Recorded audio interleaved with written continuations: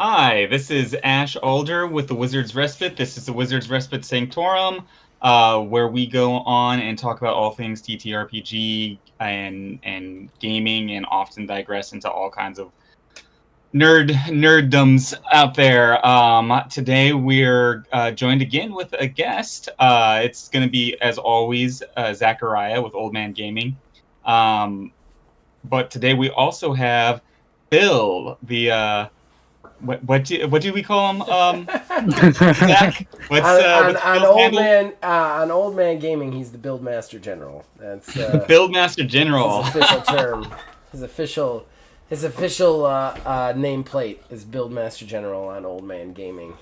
Yeah, don't get excited. I'm not nearly as high prestige as the last guest. That was awesome. So. Yeah, Steph was really cool. That was a good show to run. But I'm very happy to have Phil have you on the show here, Phil. We for anybody who maybe hasn't seen the other shows that we've done on the Old Man Gaming and has been produced there and loaded to the Wizard's Respite. Phil also plays with us on those games, on those live streams. So it's really cool to sit down and have like a conversation about this with you here today. And I think our topic we're just going over a second ago is going to be sort of new to gaming, new how to get into gaming a little bit, pitfalls, tips, tricks, all that kind of stuff. And yeah, jump right in. So, where do you guys want to start with this? Should we pick up where we're just the thread we were I think going over? I think we should talk about well, since Phil's the honored guest, I think we should talk about Phil's opening experiences with gaming, how he got into it, that sort of thing. It's a good idea. Great idea. Yeah, so I wasn't Zach has been called the Nerd Pied Piper.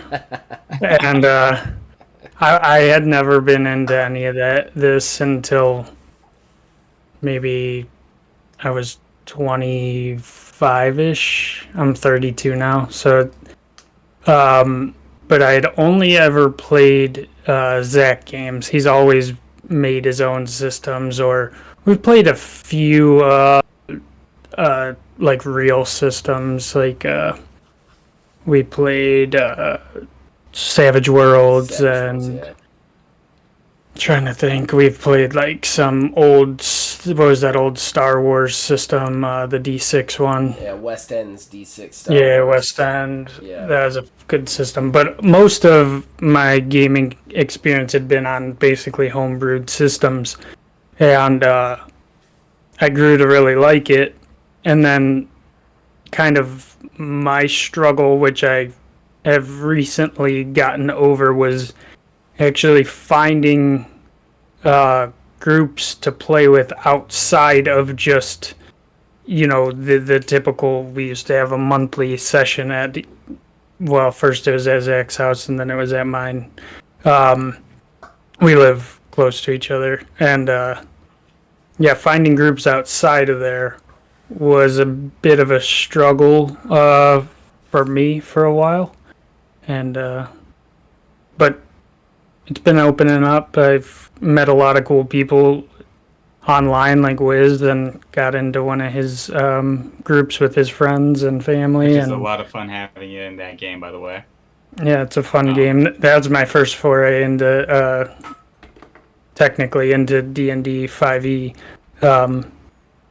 But yeah, I mean, so that's kind of where I'm from on this. I was never your, like, I've heard these two talk about how they've been playing since they were kids and stuff. That wasn't me. I was more of the I don't know, the stereotypical athlete, I guess, in school, and not like a dickhead or anything. I just played sports.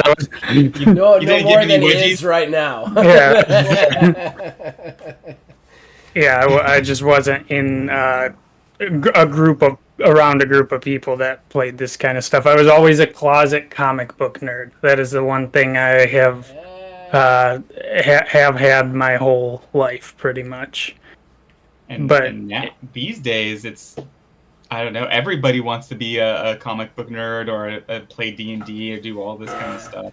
Yeah, we've definitely talked about that before. I think that there's a change in the culture when it comes to like nerd stuff. The nerd stuff used to not be cool, and now it's very cool thanks to like Critical Role and other places like that. It's much more mainstream. They make movies out of them now and stuff, and it's like I watch reality TV with my wife, and we watch some of the terrible ones like Love Island and stuff, and like it always like makes me like old man nerd rage when like one of these like girls or dudes on there is like, oh, I'm a nerd, like, and I'm just like, oh my god, if this had been 10 years ago, like, and anybody had said that in your presence, you would have like destroyed them mentally, like it's but now it's almost like a badge of honor, which I think is good on a whole. Obviously I'm still cranky about it, but I'm cranky about everything, so I can't. Yeah, I agree, and that it definitely as a whole is good. Phil, you were saying that you were kind of saying there was some gatekeeping going on with the nerd stuff a little bit.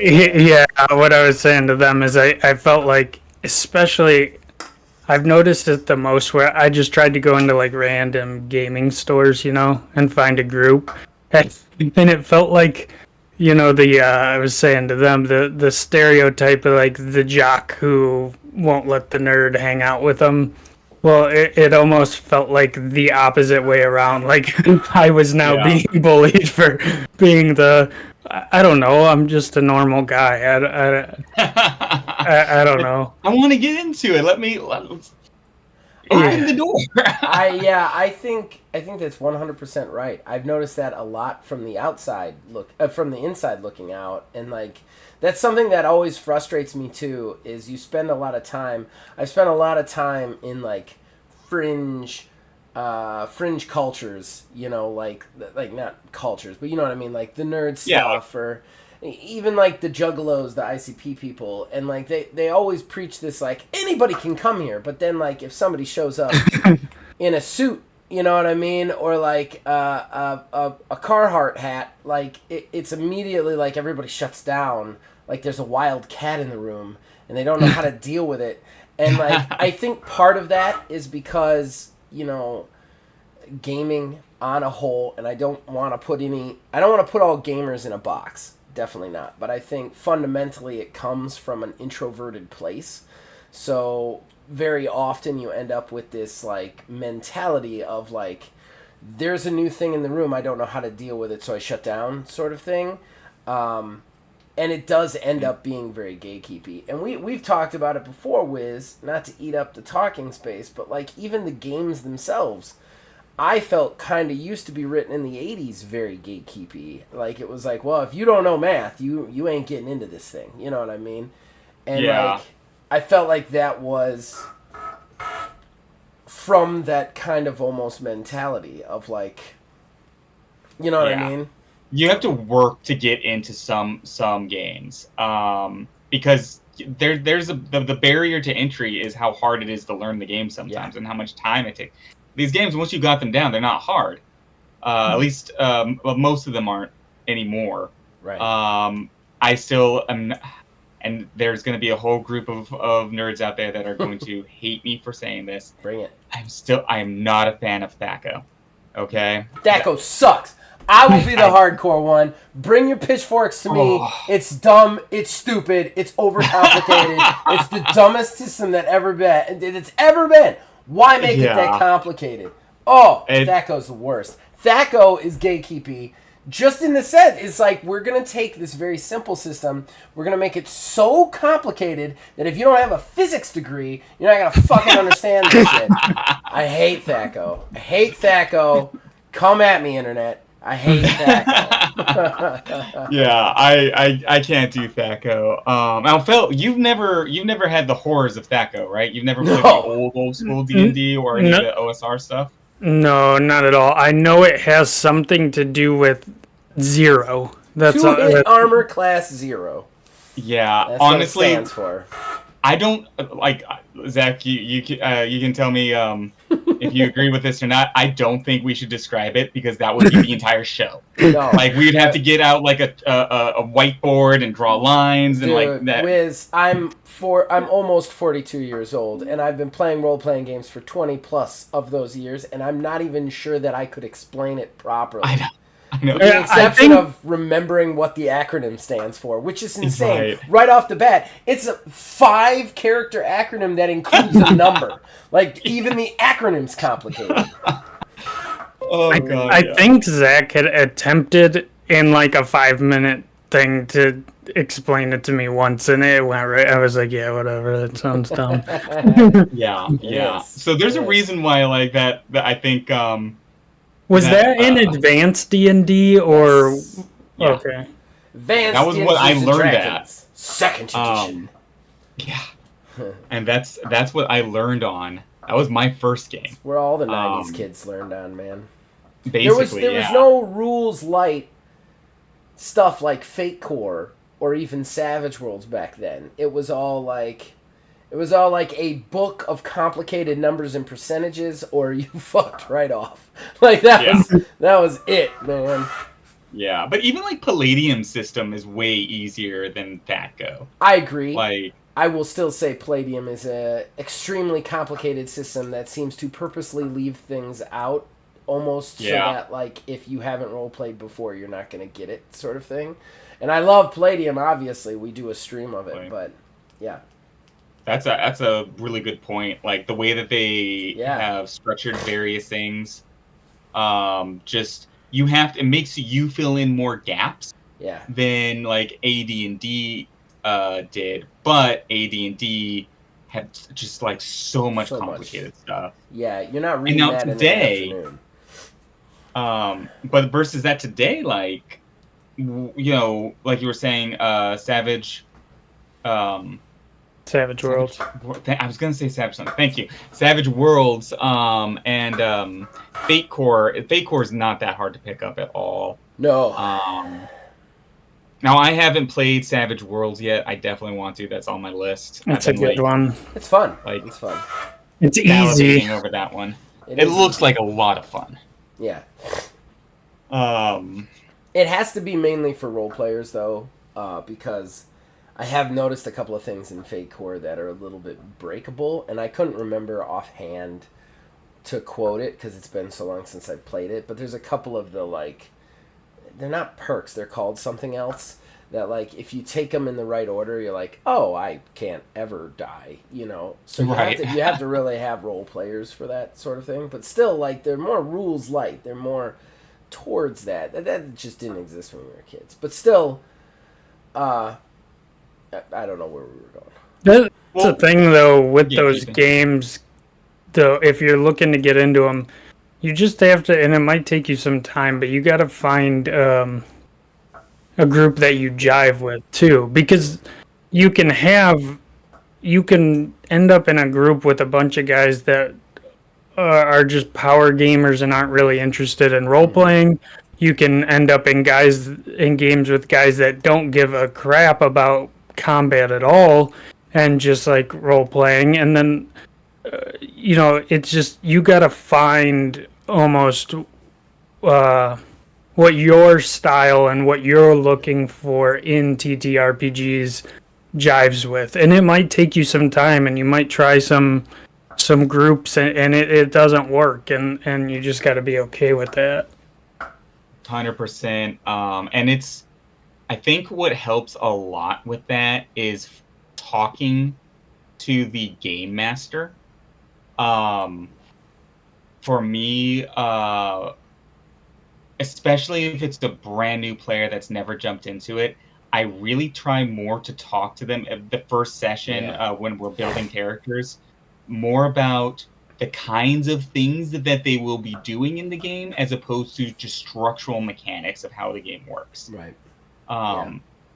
because of exactly what you just said, Phil. New players, they don't even know to ask the questions. Yeah. You know, they don't It even know should what kind of playstyle they have. it should be an orientation, not a class. You know. That's a Yeah. good way to put it. Yeah. Yeah. um, I completely agree with that philosophy, and you are gonna get into some weird games. I will say, quick shout out to like TTRPG Twitter, which I'm always raving about. It's the only. I mean, it's dying now because it's not Twitter anymore. But whatever. The still like that was one of the things, the catalyst. You know, like I met you and you know, we started playing online together. I think the use of the internet and how good you know, video technology is now and stuff like that for like internet stuff. I mean, really, the biggest problem with the group is getting everybody together in a room. Like that's the problem. It's like you gotta find time. You gotta find time around the family. You've got to meet at a place. You've got to put a different family out, kind of, because you're gonna have a ton of people in that house. You know. So it's tricky. It's very hard to do live sessions. I only have one live session right now, but I've got like 4 freaking digital sessions, and that's because digital, it's like, all right, well, my kid and wife go to bed at this time. Let's all meet online, you know, and like, yeah, we broadcast them for show purposes, but like, there is something about that I've come to kind of love. Like, I wish there had been the level of the internet that we have now back in the day, just because it's made it so much easier to congregate as a group. Oh yeah. It has. Yeah. 100%. When now I will say that there are tips, I think, to get out there. Yeah. If you want to meet people, and it can be tricky, because I got out of TTRPGs for a while for that reason. I mean, it was hard to keep up with the hobby. I got super busy. It was a point in my life where I was basically working 7 days a week. So, you know, there was my free time was maybe getting a game controller in my hand and zoning, you know. But when I got to a point where I could start looking for people, meetup.com was actually really helpful to find TTRPG game tables. And I'd say Meetup is good to find the type of table that's not as gatekeepy. Because if they're on Meetup, they're just looking for people. Yeah. Anybody can find a Meetup game. They're expecting new players. Right. And actually, I jumped back into that game. That was an AD&D game. I went back because that was what I was most used to. And I played at that table for about a year. It was a lot of fun. I really enjoyed it. And then, you know, life happened again, and I take a break for that table. And not that long later, I started a 5e game and kind of started just building more and more, you know, friends that way. Right. And if you go, I was the DM. Basically, for me, at that point, people in my friend groups just knew that I was into D&D, and so they asked me to DM that game. And that's the other way of kind of getting into this hobby. Be the GM, be the DM. Yeah, but you're never gonna do that. Beware. Beware, because then you are stuck as the GM forever. Yes. You're right. There should be a caveat there, like a warning, a surgeon warning, general kind of like. Yeah. Know what you're getting into. Once you start creating the worlds, you are the world. Yeah. To be fair, though, I don't think a new player like that's probably, I don't know if a new player can just jump into that GM role. I mean, I'm sure it's possible, but I know I suck at it. I don't like. I like doing it, and I don't at the same time. Like, I don't think I'm very good at it. So I agree and disagree with you at the same time. So first off, no, ideally a new player that's never jumped into it before should not jump into being a DM straight off the bat. They should play it as a player first. They should have that experience for one, and they're going to be a bit. It's almost impossible to like really know what you're doing Yeah. straight out the bat if you've never been a player. On the other side of it, sometimes you don't got a choice, Well, and It's probably a different story too. If you have a whole group That's of what I new was just gonna players, say. Yeah. then cool, you can go ahead and jump in. I've But- heard of a lot of people who like watched Critical Role, and then Oh, they were yeah. like, "Oh, it's a series of us where we were like, we wanted to do it, so we went out and bought the game. We voted on who was going to be the game master, and we played it from there." You know? Yeah, that'd be Yeah. fine. But don't go as your first time telling a bunch of veterans you're gonna DM for them because I don't know. I think you're gonna probably walk away not too happy. It's gonna be Oh. rough. It's gonna be yeah, rough. you're gonna get stressed in that game, especially if it's cranky veterans, because there are a few Yeah. of those cranky veterans out there. Yeah. They're going to be correcting every mistake, and if you're just brand new, you're going to be making a lot. Even if you've played as a player, but this is your first time being a GM, you're going to be making a lot. Yep.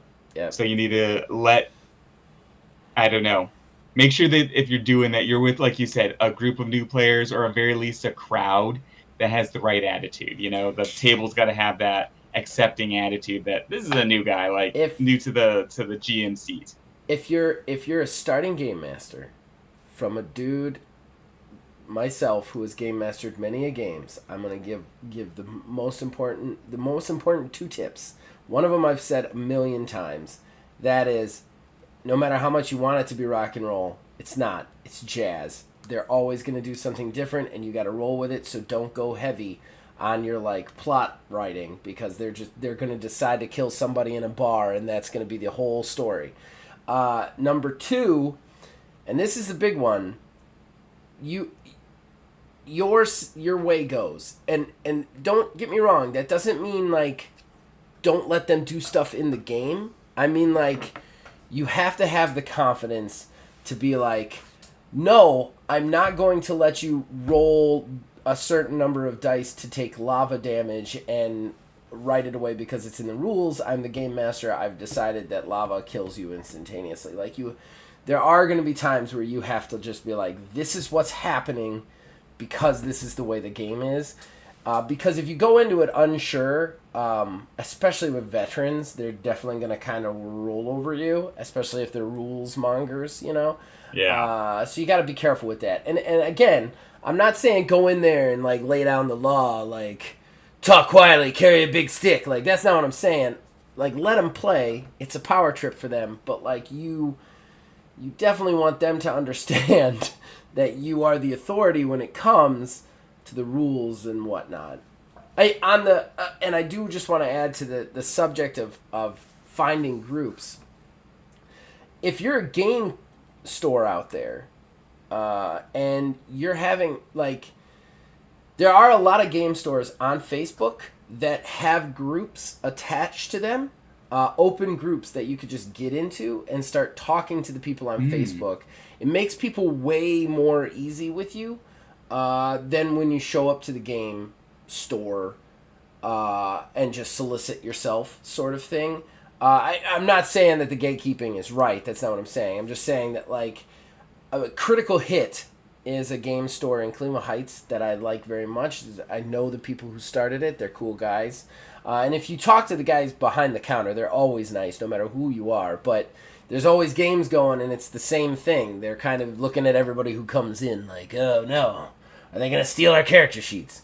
But they have a really active Facebook group that's directly attached to their store page. So when you go to the store page, you could just click on that group. You could see what everybody's talking about. And they're constantly like, oh, we need somebody for this Shadowrun game we're starting. I want to run this Star Wars game. I want to run this D&D game. And if you go, hey, I'm new to this, whatever, jump in here. It's just another way that you can kind of get into the live action games. The only other way I would say is just TTRPG Twitter is great. Discord, find internet games, Yeah. Yeah. I'd say there's risks and challenges with any method you go down, Yeah, like, because the internet games, there's a lot more access because people can, like you were saying, be working around schedules. They can be all over the world. You have the whole world to look for a table. Yeah. But at the same time, there's also a lot of tables out there. There is, gatekeeping within the community, as in, you're not one of us to some degree. Yeah, definitely. And that sort of rude troll-ish thing.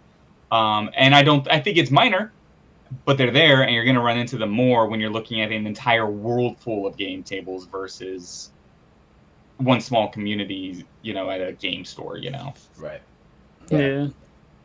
The other thing you guys had mentioned, Critical Role. I'd say to new players is like, yeah, Critical Role's great. It's fun to watch, and it's great that it gets more people involved in the hobby. But please, God, do not go in to your first game expecting Critical Role. Yeah. Those guys are those people that do those shows are professional voice actors that's their job that they get paid a good amount of money to do. They're also severely produced shows. Who knows how actually live they even are? Like, I know they're filmed live, but that doesn't mean that group doesn't get together beforehand and say, hey, this is the outline. It's entertainment. Right. It is not, you're not, just don't, all I'm saying is don't go in expecting your DM to be Matt Mercer, because you're setting yourself up for disappointment. And that doesn't mean it's not going to be fun. Just don't go in with that mindset that that's how it's supposed to be. Because that's a very small minority of how the games are going to go. Yeah. I don't think I've ever actually, truly been at, a legitimate game table that just didn't feel way more organic and didn't went any way like a television show would have. Yeah. And sometimes that's part of the fun. That's actually the one advantage to playing in person. Of course, it's much easier and more convenient to play online. But the one thing I will say, playing in person at game tables, part of the fun is just the table talk that happens in between the game too. Yeah. That's a big part of the experience. Yeah. I would completely agree with that. I'd also go ahead and go a little bit further and say anybody out there trying to start a game, don't try to be Matt Mercer either. Be your own game master, do your own thing. Plagiarize cool stuff, but don't try to be another game master. Don't try to tell a story in a certain way. Just do your own thing. You're going to have the most fun when you're doing your own thing, Absolutely. And to that point, and to the point that you mentioned earlier about, being strong at the table as a GM. When you say something works a certain way, it works that way. Also, not railroading your characters, your players into a certain path is also really important. Being flexible, and it's kind of a balancing act between those two things. So it takes a little bit of practice, because the game has to be structured a certain way mechanically. But it's also, you don't want to write a novel and expect people to play your novel, that's not what this game is. That's why I'm not a good DM. I think people need to remember that role-playing gaming, at its core, is a power trip. It's a way for you as a person to not be you for 2-4 hours, however long you're playing, and it's a way for that person who you're playing to be, in essence, I don't want to say much cooler because everybody's a cool person, but they're gonna have superpowers or pick locks or throw axes and stuff. I can't do that shit. So they're going to be that's why you're there. You're I get to, for this 6 hours, be a barbarian warlord, or I get to be John Wick, or I get to be, a space pilot. And like as a game master, remember you're not there to tell your story. You're there to tell their story. And you're there to make them, that's why they're there. So if you constantly like, no, don't do that because this is my story, you're going to alienate them. You want them to feel like, yeah, like every moment you can possibly get into it, you know? Yeah, for sure. And if that is something that's a little bit of an issue, like getting like too much into the overarching storyline, one of the things I think would be the best way to help with that for a new GM who's maybe struggling a little bit with this is instead of writing like too much detail, write your villain, a couple of NPCs, Yes. but keep it short and just what the villain's trying to do. Yeah. Where he is, he's in this castle. He's trying to make a potion that will make him the most powerful sorcerer in the universe. Yep. That's it. That's all you need. And then write some challenges for it.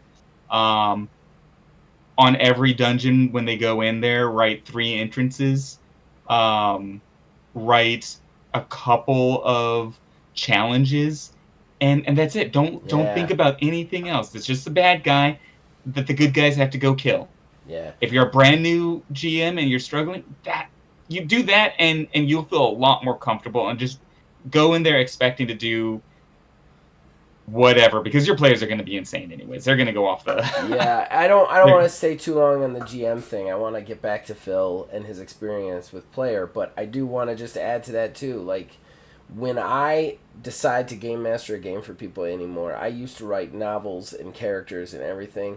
Now what I do is I take each character, I take their backstory, and I write out 3 or 4 threads of stuff that I'm going to throw at them in the first, like, half hour or whatever. This person's going to meet a girl. That girl's going to be really nice to him. Bad guys are going to attack that girl. Let's see what he does. You know, that's it. And then I write out the stats for the bad guy, the girl, and any other characters that would be there. And that's all the preparation I do because something's going to happen in that's going to just click in your brain and you're going to be like, oh, now we can go to here from there. And right. like that's the best way to do it because when you start sitting down and crafting these massive dungeons and these massive like plot lines and stuff, much in the way that Critical Role feels like it is, you end up like really far off course really fast and then you don't know how to react to it and you've spent all this time working on this stuff that people don't get to see. Like save yourself the hassle and the trouble. A couple of threads per character, and if it's a group it's even easier. Like, okay, here's the group, this is where they're going to be, this is how they met, let's see what we're going to throw at them today, you know, and then this is what I'm going to throw at them, these are the characters for that, and then just go from there, you know. So actually back to like you're saying, Jack, Zach, back to Phil.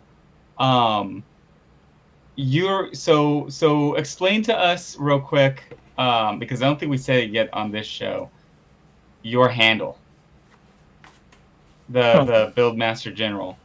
Oh yeah. So on the, if you're familiar with Old Man Gaming's channel, it kind of came from, I'm really big into making builds. Like I don't consider myself like, when it comes to TRPG, I wouldn't call myself a power gamer. But I just like doing builds that are very optimal where this skill works really well in conjunction with it. Finding those pieces that work together. Yeah, and things that stack off of each other. Because in video games, what I'll do is just, like I used to play Borderlands all the time, and I'd make builds that there were these specific things that you were supposed to do as a group of 4, like a raid, and I would make a build that could solo that raid, basically, by doing that same thing. And that was what kind of drew me to the TTRPGs when I started playing with Zach, is I realized, oh, there's an aspect of that inside of this. And what I will say is, as a new player, it just takes that one thing for you to find to catch you, and the other stuff will come. Like, I think in my head, I think I'm starting to become a decent role player.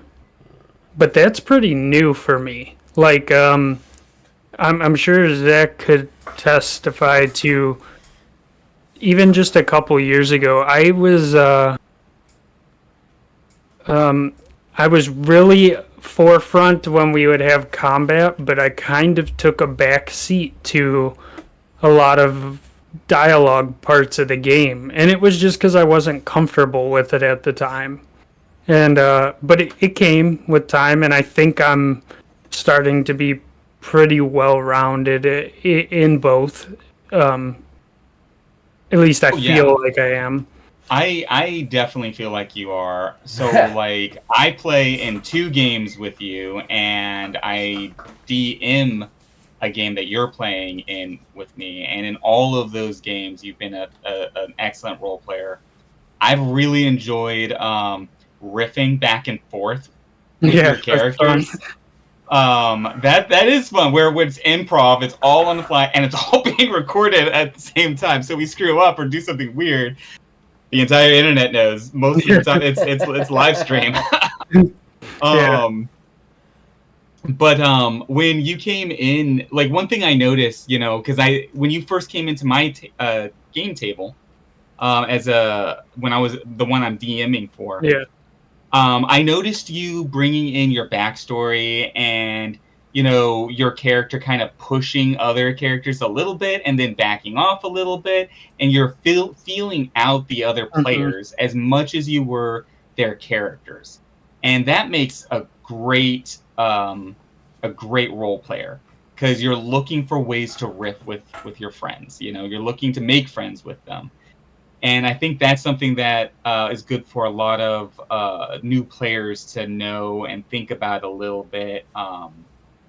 Is kind of having that sensitivity and getting to it. But like you said, apparently, I didn't even know that role playing wasn't your forte No. initially, Oh because you're no. doing a good job at it now that we're playing. No, you can ask Zach. A lot of the games we used to play, like back when we had a group that didn't bail every 5 minutes. Um, I don't think I role played all that much, did I, Zach? Uh, I I don't think you did. tried. I don't think I you did bad. I will say this. Here's how I say it. I have been present for the entirety of Phil's role yeah. playing career, with the exception of the D&D game he is now playing with you, which I find really cool that he's playing his own. And that sounds arrogant of me, but for whatever reason I find that really cool. The thing is, I will say this. I think you definitely tried, but your initial characters were you. Mhm. They were you with Which like is a gonna special power. happen, I think. Yes, yes, and I don't think that's a bad thing. And if you're out there and you're a new player, and you're not exactly sure what this whole role playing thing is about, then that's a good idea. Just take something you like about the game, and then just like kind of superimpose it on your own personality until you get used to things. I don't. I wouldn't say that you took a back seat on things. There were definitely some emotional things, like you didn't have as much emotional stuff happen to you, whereas the other guys who I had been playing with for years, were dealing with like dead girlfriends and stuff, whereas Yeah.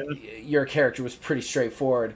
But the thing is like you today, like you're an amazing role player. I don't even think that, like, I don't think you're giving yourself enough credit when you do say that, like, I think I'm kind of good now. Like, I watched, Yeah. like, from the first character you had, the weaponsmith. I do not remember his name, but the weaponsmith in the I don't either. homebrew gun. That was your first character ever, which was basically just you who could jailbreak guns. Mhm. To the game that I played with you the other night, where we were playing a one shot with a slasher movie, and you played two potheads, and you played them perfectly. Honestly, I was nervous because that game had no build elements. So when you were coming, I was like, I don't know if he's even gonna like this game because there's no real. It's a very one shot. It's a game called Slasher Flick. don't know if you've ever heard of it, Wiz. I've heard of it. I haven't played it, but I've heard of it. It's fun. It's fun. You make 2 characters, a primary and a secondary. It's a one-shot thing, and you just try to survive the killer. And the killer is super powerful and wipes you out like almost instantaneously. The character's really easy to create, and there's no real build mechanics to it. There's a couple of things you select, but like to say it has a build system would be giving it a lot of credit that like in that area. It's a light game. Yeah, I was not sure that Phil would even enjoy that, and like. He played for 6 hours, and he had an entire conversation with a homeless man as a pothead, and he was high talking about a bush. And, like, that for me, like, I was just sitting there, like, I'm blown away. So, like, you're a completely different role player than you were. I would never say that you were ever bad. I would just say that, like, your initial characters were you, and now you play just wild characters that you're like, I'm going to try this and see if I can pull it off, you know? Yeah, I can see that. I'm with Zach on this one. You don't give yourself enough credit because, like I said, our riffing is a lot of fun on all the games that we're playing on. Well, Roswell and Nellis are amazing too. Like they're so much fun to watch them, and I do love the streaming aspect of it too, just because. I don't know. There's just something about it that I love that that we're recorded. Like even if it's just for ourselves, it is cool to go back and watch. Yeah, like I wish I could have recorded all my sessions my entire life because there's just something about it that gives it more weight to me. That it's like, oh, this is the story. Like anybody who wants to see the story can see the story from start to finish, and I think that's just so damn cool. But all that to say, like, I think you will grow, and whatever is your hook in the beginning, like, the other stuff will come. Like how Zach said, I used to just play myself, and it was because I didn't, that's all I knew how to do. And now, even still, when I make, like, these characters for the longer campaigns, like, Roswell, not so much because he's a big freaking reptile, but so that's hard to like. Well, it's hard to do a build for Palladium because it's all fucking random, basically. Yeah, but both in Wiz's 5e game and in Zach's game, I still tend to build my characters with like beliefs I have or things that have happened to me, and then I just twist them to 10, to fit those worlds. Yeah. If that makes sense. But then it allows you to have familiarity with the character that you build, but not be just you in the Middle Ages or in outer space. Yeah. So good advice.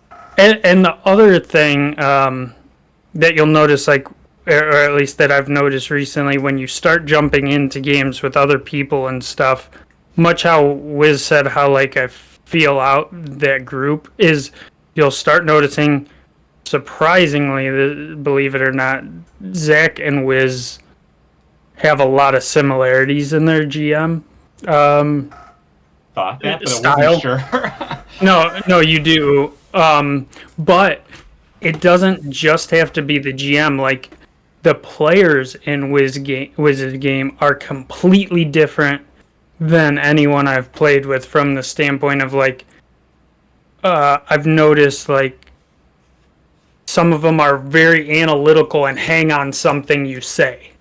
Mm-hmm. Like I don't know if you remember like the whole like when you were talking about high tide. Oh yeah. But they were airships, and I'm like he's just saying that tonight tonight is high tide, which is when this thing is going to happen. But everyone was hanging on to high tide. Yeah. And so I had to, like, you just notice that players are different into what they grasp onto, and you don't, like, that was one of those times where I noticed, like, I'll just back off a little bit and let them, like, you'll learn the people you play with. Just like the group I just joined with Zach, I can tell that DM is, from what I am gathering, much different than either of you two, from the standpoint that his games almost seem like sandboxy to me. Yeah. From the talks I've been given to him, like how you were saying, like, you have a plot and you don't want to railroad them, but you want to like maintain them on that plot without them being on rails. His game, I have a feeling like you could just Yeah. go off, and the plot becomes like is the plot is what you make it. So it's just you're gonna find different styles in both GMs and in players, and the more you play, I think the more or the easier time you'll have to adapt. Just like I have an easier time in the role playing department if the people I'm playing with are role playing too. Yeah. Yeah. Like when everyone starts making voices and stuff, then it's almost like even though I'm not like the greatest at like making different voices for my characters, but it makes it easier for me to try. Pothead really good. Yeah, I didn't know it, but he did. but like that whole group it's Asylum on Zach's channel is who runs that game, but that whole group, they're super good at that kind of stuff. Like there was a character who he didn't even have Tourette's. His character pretended he had Tourette's because he had anxiety, and the guy was just, it was funny as hell. And then you had Zach as a player, being a bro guy, just yelling, having a fight with another character, and when the whole group, maybe it's a self-conscious thing, but when the whole group is going all out, it gives me the go ahead to go all out. Well, and I think there's something to say about that. Like if you're the only one going all out and everybody's looking at you like you got three heads, like, you're not going to keep doing it, right? Like it's you're always going to play by the rules of the herd, so to speak, and or the pack or whatever, or the table. The table, like that's what you're going to play by. So like it depends. I will say, like, I've had my share of bad games. I don't know if I've talked about it before on here, but there was a Star Wars game that I was in for 3 sessions that was just the absolute worst experience that I've ever had with TTRPGs ever. He brought out a map for when you were in role-playing situations. So, like, you had to, like, make your character move on a map with the figurine. And I was like, dude, you gotta stop. This is insane. Like, in roleplay? In role, like, it was a bar. It was a bar. And he brought out a map that was a bar of, like, a bar from Star Wars. And then he put every NPC figurine on. Like, this is a serving droid. This is a waiter, waitress. This is a barman. And then he put all us everywhere. And then he'd be like, all right, I'm going to go talk to the droid. And he'd just look at me like, move your figure. Like, oh, okay. Like, do you just want to play board games? Like, what is happening right now? What's even worse about that is all I wanted to do was be a pilot in the game. And this is something that speaks to the game master. Let your players be what they want to be and make it cool for them. All I wanted to do was be a pilot in the game. He wanted Jedis. He very clearly wanted Jedis, but he was like, oh, yeah, we'll make that work. He didn't make that work. I spent 2 sessions in this, like, Jedi storyline, and then finally I got to a ship. I was super excited, and he's the map guy, so I'm like, well, at least the maps will be fun when we get to the ships. No, that was the one thing he decided to do theater of the mind, and it was literally my ship trading punches with his ship. Like, you roll a hit, and then it'd be AC, because it was D20. Star Wars would be like, AC, okay, he missed me, I'm rolling a hit. Like, do you want me to tell you the maneuvers I'm doing? He's like, no, let's just roll it out. Like, what's fun about this, man? What's fun about this in any way, shape, or form? That was the last session I went to. I was like, all right, I can't do this anymore. But, like, it's one of those things where, like, it really depends on the table that you're at and what you're, like, willing to get into and how you're willing to enjoy it. And that was just not my cup of tea at all. But yeah, like, so if you're going all out at a table and everybody's looking at you like you're a crazy person, you're going to stop going all out. That's for sure. I will say that about the garage game. Everybody goes all out all the time. It is a very loud group. I go home hoarse. all the time, especially for slasher flick, because everybody's always a character that's screaming. Like, I'm already thinking of, because he plays it for the 2 months, September, October, because he's a big horror guy. So my next character in that is going to be a very soft-spoken person, because I can't yell as much as I yelled the last time. Yeah, it was funny. And Yeah. the other thing I did want to say, if you're a newer player who maybe is getting into it from watching some of like the Critical Role stuff and all that, the other thing is if you find a group that you jive with, do not play because they're not playing D&D. Yeah. There are other systems. There are sometimes like there's things I like Wiz's game, but there's things I don't like about D&D, but I'm playing because I have fun in the game.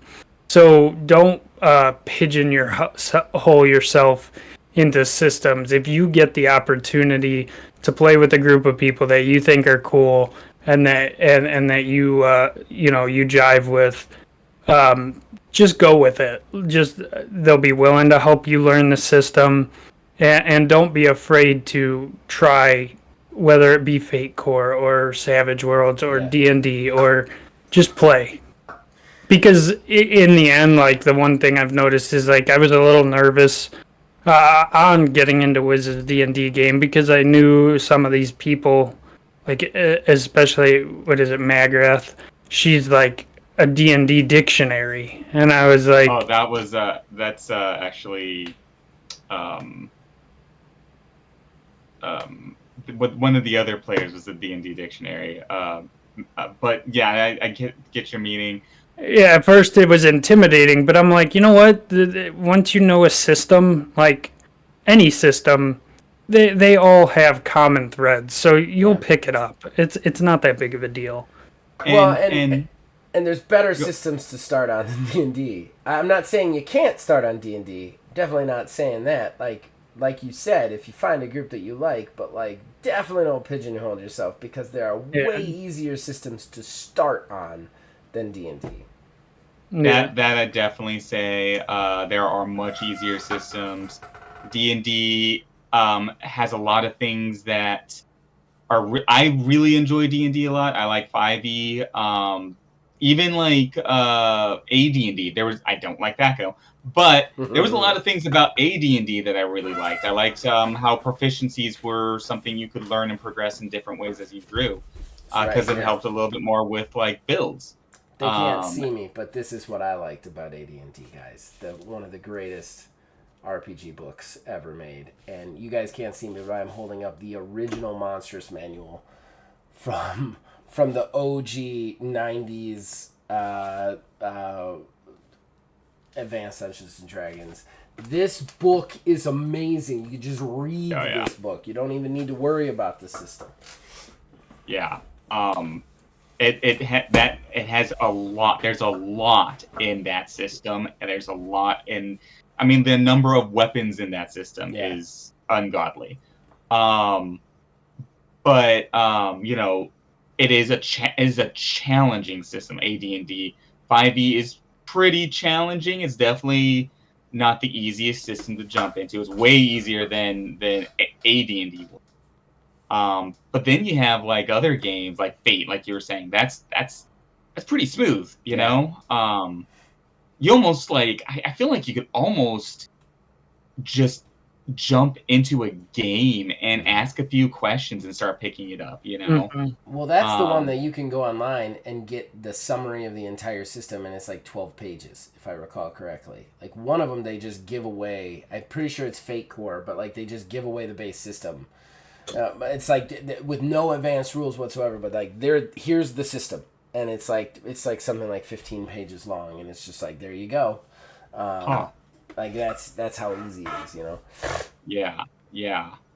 And even in the most complex games, there's probably like classes or something that are a little easier to play.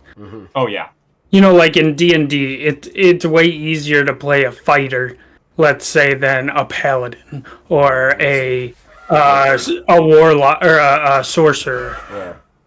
Like, sorcerers can be pretty tricky because you have twin spell, you have all, and you have your spell slots to keep track of as well as your sorcerer points, and there's different skill levels within games too, and people can help point you into, this one's a little more beginner friendly than this one. Like, And if you were going to play 5e and you wanted to be a spellcaster and it was your first time, someone might say, hey, you might want to go for a warlock, because as far as spellcasters go, it's pretty simple. And that's why 5e is, or why it's so important to talk to the GM or the DM beforehand, because they should be able to guide you in making those kind of decisions. You're a brand new player, you walk in and say, okay, what kind of class is good for a brand new player? You really want to be a spellcaster, then maybe even take like a paladin where you're mostly a fighter, but you got a little bit of magic. Yeah. Yeah. And the GM should guide you in that direction to some degree. Now let me ask you something, Phil. You were saying that you didn't feel very confident in your role playing when you first started out. Zach and I are both sitting over here thinking, well, like that ain't true anymore. You're. So, is there anything that you can like think of that made you feel like you had that aha moment, that light bulb go off? Is like, oh, maybe if I role play this way, or something that just made it a little bit more comfortable for you, like, and you felt like, okay, so now I'm getting it. I think it's going to be different for everyone, but honestly, for me, I think a lot of it was mental, like, because how I said how I wasn't your nerd, growing up, and so I felt awkward trying to like do voices and really put myself out there, almost like self-conscious type thing. Sure. That was what it was for me. And then I think eventually I just realized, well, these other people do it. I can try, and then as you tried that, I can't pinpoint exactly, but just you grew into that. Yeah. Okay. And I think you could probably start the opposite way. Like if you were a theater kid or something and you really liked the roleplay aspect but weren't that great at the combat, you could start playing as a class that wasn't very combat focused, and then you could probably grow into it the opposite way too, Well, and let's face it, there's somebody at every table who knows all the rules. So if you go in there and you just want to role play, somebody's going to help you with the rules anytime the combat comes up. You know what I mean? Yeah. Yeah, for sure.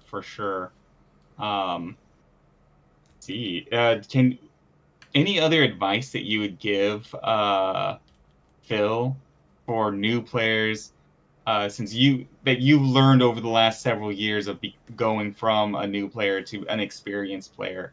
Because like when I was a new player, I was 12. Yeah. I learned a lot of things just growing into being an adult. Yeah. But like so many people right now are adults and trying to break into this hobby. Any other pieces of advice you'd give them? I mean, I think I touched on everything.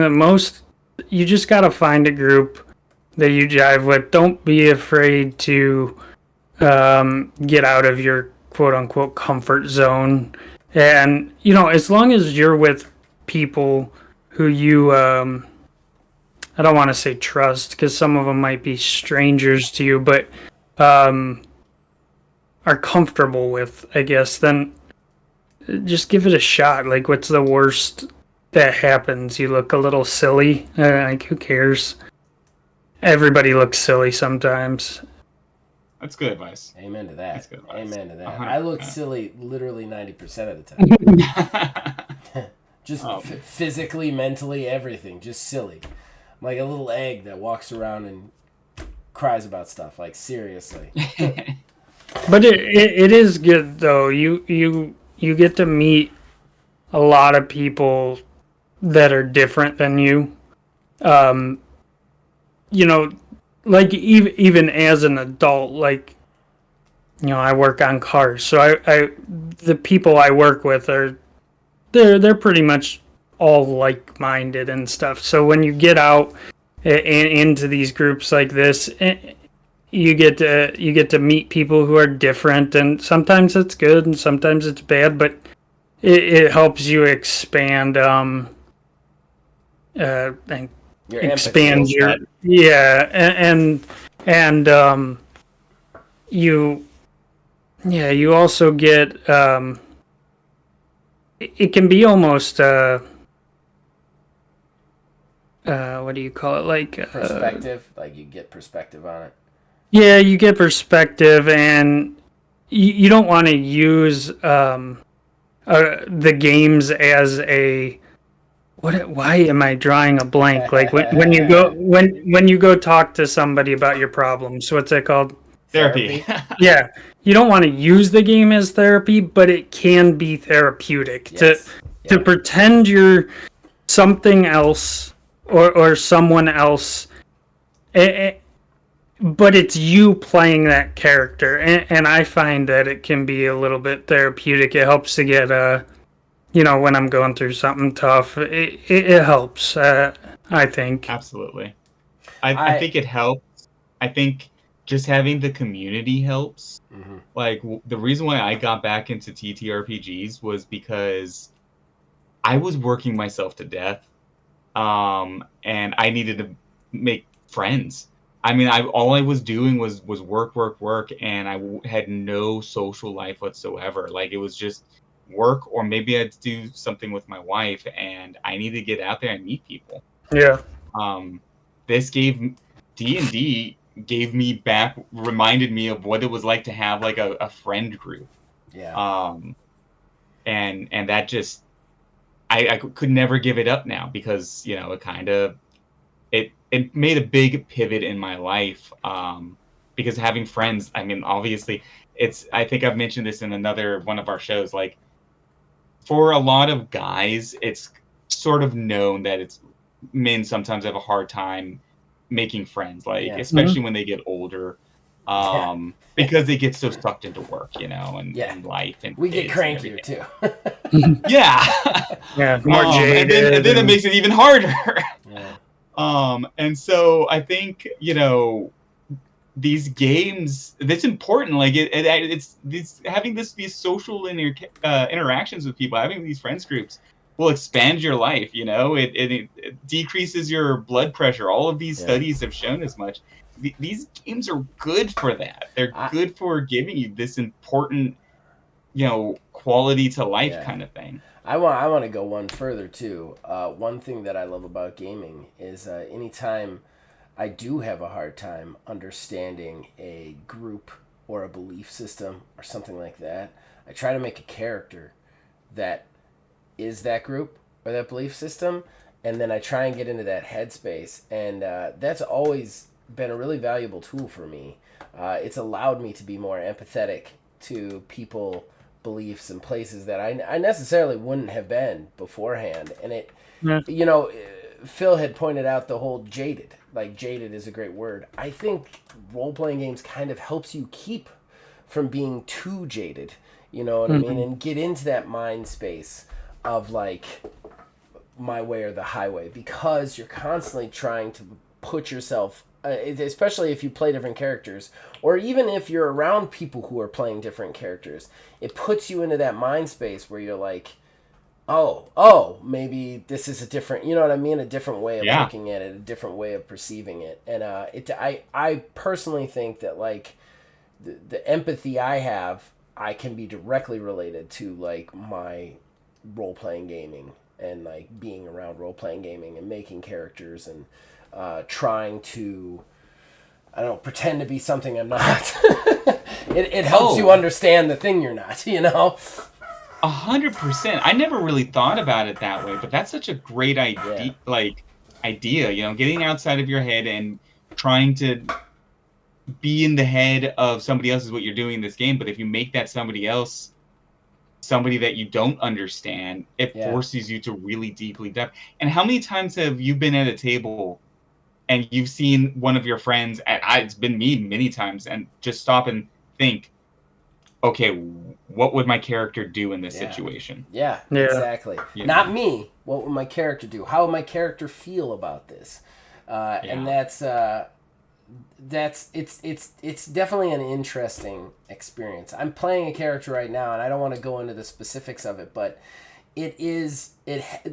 the character has a quality that I've never had on a character ever before, and I specifically wanted to play this character because I've never experienced that quality. And just from the couple of sessions that I've played with it, it's just given me so much more like perspective on that situation. And it's kind of crazy how much of an effect that can have on you just trying to pretend you're somebody else. You know what I mean? Trying to pretend what that person goes through. You start to be like, oh, okay.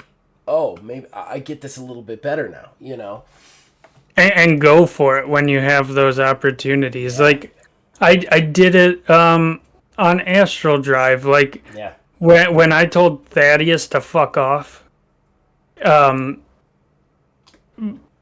you know, my character did. I wouldn't have done that in that situation. I would have listened to the guy and heard his explanation. But you know, when you think like my character's perspective, like that's what I think he would have done. Yeah. And that changed. Yeah, and that changed the whole, like, Zach can correct me if I'm wrong, but I don't think Thaddeus was not supposed to come with us on that journey. I'm pretty sure Thaddeus was gonna come, wasn't he? I had the feel that he was gonna come.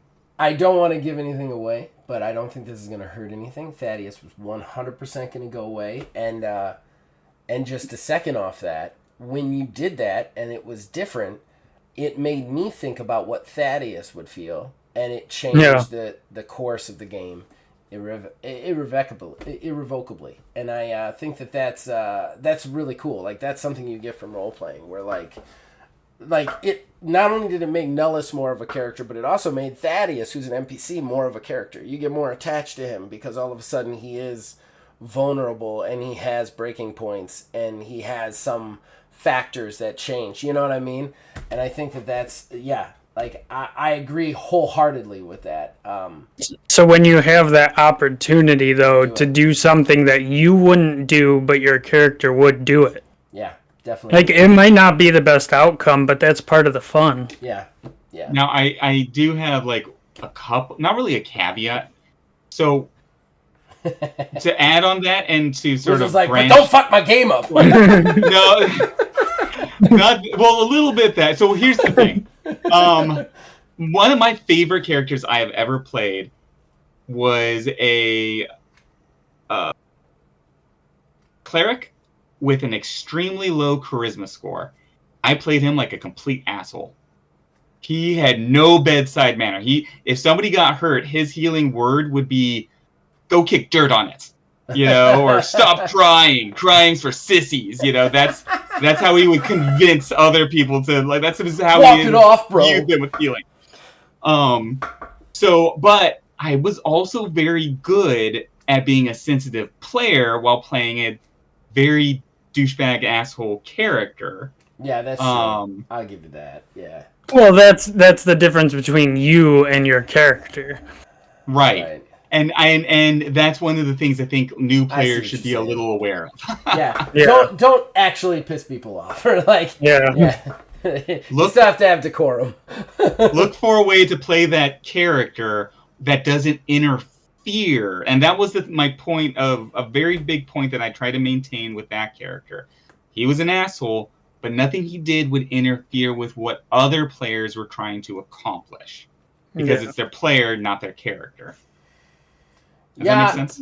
I agree. However, one of my all-time favorite characters was in direct conflict with everything you just said. So, and ended up being the bad guy. So I think that like there is certain exceptions to that rule, but you got to read the table. on that. Yeah. You know, like Shotgun McGillicuddy is what I would say. But I will But also to be say, fair, you were playing with a group of people that's been playing forever too. well, and not only that, after I did ruin their day the first time, all of my choices from that point on furthered the storyline. It's just it ended up getting furthered to the point where like I ended up becoming a bad guy, but like my choices still help the game master get things done. So I will agree with that. I definitely think if you're going to play an evil character, like a bad guy character, you really need to talk to your game master beforehand and be like, what are you cool with?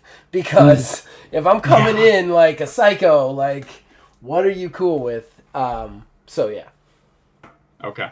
All right. Cool. Yeah. I know we have had a lot of fun, and this has been great, and we could probably talk RPGs all day, but Wiz, I do have to let you know we're at an hour and 10 minutes. We're already at the longest show we've ever done for Sanctorum. I was just looking at that. I was gonna say I think we've covered all the bases for at least this topic for right now. We probably could like just keep talking forever. Yeah. But I was looking at the clock too. Does anybody have any like real quick final words that they want to say on how to get new players into the system before we do our plugs and step out? I mean, I'll say as far as getting new players in, if you know, now that like how you guys said, it's not as stigma filled to play these games. Mm-hmm.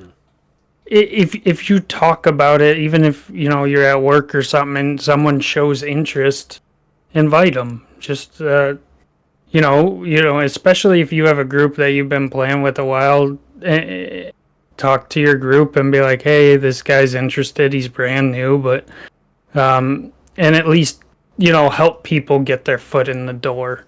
Don't be the gatekeeper, I guess, is what I'm trying to say with new players, and help you know, because you know your group better than anybody. So if you think that person might enjoy it, you know, help guide them in, because it could, like we said about it being cathartic and all that, it could be good for somebody else too.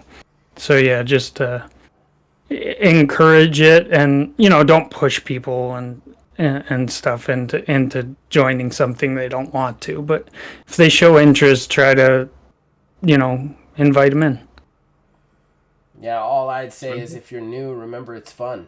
Like, you know, try not to be in your head about, like what Phil said earlier, try not to be in your head about what is silly and what is not. You're there to have fun with friends. Even if it's a stream that's going on the internet, you're there to have fun with friends. And if you have fun with friends, I mean, that's what people want to watch when they watch those streams. That's what people want to do when they're playing. Like, just go into it with an open mind, and I don't want to say commit, because sometimes that's hard at first, but like just try and have fun. Just experience a new thing, you know?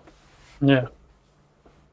And that my final words on this would probably be, you know, we had already said have an open mind to a lot of different types of games. I'd say have an open mind to a lot of different types of podcasts. There is, you know, Critical Role. Yeah. Everybody gets sucked into that. There's so many podcasts out there, and there are Two Monsters Rolling Dice. Yeah, that's a good one. Two Monsters That's a great Rolling one Dice. for Listen Fate. to it. It's amazing. Astral Drive is a good one. It actually is. There's some like Critical Role copies that are pretty big that aren't actually very good. I've watched. Critical Role or Astral Drive can hold its own with some of those. I think it's a very fun show. But like, there's so many shows out there, and there's a lot. Most of them are D&D 5e, but if you look, you'll be able to find Fate Core and you know, we just said it. The Uncanny Valley. That's Fate Core. Yeah, that's Fate Core. Fate Core. I think there's one I've heard that does Numeria. I just heard of one that's doing system. a Bunkers and Badasses thing, which I kind of want to check out. The Borderlands game? Yeah, somebody's actually doing a Borderlands one of it. It was in the last. It was an ad in the last Uncanny Valley. In the last Two Monsters Rolling Dice, they did an ad for it. Roll and Tell is really good, which it's two guys who procedurally generate the entire game for themselves, which I think is really fun. There's definitely a lot of podcasts out there. Don't limit yourself to Critical Role. Yeah. Keep exploring, and it's a great way to dip your toe into a new system. So that would be my advice for new players. Yeah, that's a good one. Okay, guys, I think we wrapped the subject up. Phil, it was a lot of fun having you on. Yeah, thank you guys. It was a good chat. I enjoyed love talking it. shop. Do you have anything you want to plug before we close out? Yeah, watch Astral Drive and TMNT and Other Strangeness. Both those games are a lot of fun, and I think TMNT it was already good, and I think it'll be even better having our new player Jackie too, because it gives that a whole nother dynamic. And I really do think 3 players is like a good It's the best. a good number. Best. Yeah, it's the best. Yeah, it is. It's the best for doing story stuff, and that show is doing good. We get like above 40 views on that show every time we do one of those, which surprises me. No, that's awesome. Yeah, don't fall asleep while other people are playing either. It's my favorite clip ever. You guys need to go find the last Astral Drive. I think it was episode 10. I clipped it. At one point, Phil just literally passes out on camera. It's amazing. Waking up was the scarier part. Wait, I'm on camera? Oh, dude. I thought I got away with it. It sounded like a cat tackled you. Like, seriously. Because I punched my mic. Yeah, you did. When I did my karate moves. Oh God. Okay. Zach, do you have any last minute plugs? Oh, man. He plugged the ones I would have plugged since this is TTRPG territory. I've got final edits to single mod. It's coming soon. It's taking a little bit longer than we thought it would, but it will be out soon. I'm very proud of it. I'm very excited to start putting out some like actual supplements for it too. Once it releases, we're going to release it on itch. If you want to get anything else, I would recommend Getting Over. Is also created by my game company, which is a solo journaling game, solo or co-op, where you take the role of a wrestling promoter. It procedurally generates wrestlers and your league and everything, and then you get to book the matches and try and keep your wrestling league afloat, which I'm very proud of that. Pro wrestling. Then other than that, just check out everything we have to offer. We also have a lot of game stuff. I just reviewed Starfield, so that was a lot of fun. So check out all that stuff. Cool. My last thing would be the Wizard's Respite, which is the website that you can find this on. You also obviously find it on YouTube with Old Man Gaming. But on the Wizard's Respite, we have a bunch of articles that dive into all things TTRPG, from tips and tricks to reviews of all kinds of indie games. I really love the indie game industry, so definitely try to support that. And yeah, I think that covers it for tonight, guys. All right. Thanks again for having me. Thanks for being here. Blast. Thanks a lot, man. All right. Until next time, then, I guess. Good night, everybody. Bye-bye. Later.